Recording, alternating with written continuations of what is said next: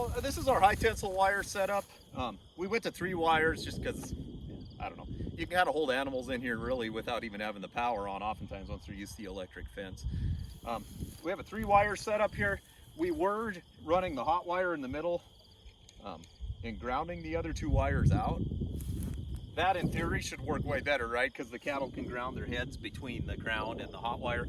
The problem with having a ground mixed in with the hots is that anytime something is touching this wire, whether it be on one of our corner braces or whatever, it would ground the whole fence system out. So after we experimented with that a while, we just went to all hot wires and we've had way better luck. So mixing grounds and hots to me seems kind of like, I think it certainly shocks them better if you have the fence actually all working right, but there's so many more things that can go wrong as far as something tumbling into this fence and grounding out between the ground and the hot wire, that just get a really good fencer, put a lot of ground rods in by the fencer, and then I wouldn't ground out the wires at all on this fence. I would just run them all hot. That seems to be our best experience. The other cool thing with that is you can hook on any of these wires when we spool out our portable fence, which I'll take you through too. So we didn't screw with any insulators. We just put all wood posts in, which obviously are naturally insulated for the most part.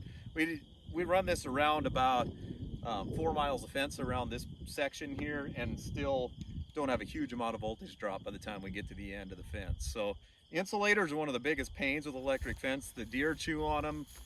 They just wear out and the wire pops out and they're kind of hanging off of this post. So we just bagged all the insulators. We got to be careful when we get to the corners, which we'll look at a corner brace too, so that that brace wire is not touching the ground and grounding these wires out. But all in all, the less you can avoid, or the more you can avoid the insulator situation, the better, because that's really one of the biggest issues with this fence. The other thing we'll cover is the gates. And so the gates are usually your biggest voltage drop area if you just run a wire across and keep hooking it up every time. What we ended up doing is burying wires under all the gates. Some of that we didn't do quite right. We were in a hurry and we didn't bury the wire deep enough, and then the wires pull apart. So under the gate can be an issue.